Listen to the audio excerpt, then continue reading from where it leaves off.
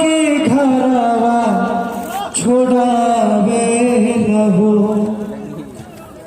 परदेसवा में पिया के बैठावे रहो भूख पिटावा के घरवा छोड़ावे रहो परदेसवा में पिया के बैठावे रहो मिल जाती होवे हो रोजी रोजगार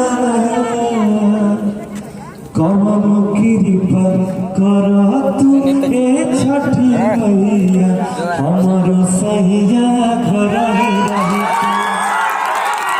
हमरो सैया घर ही रहते इहे दुखवा हर तू ए छठी मैया हमरो सैया घर ही रहते हमरो सैया घर ही रहते। बोले छठी मैया की।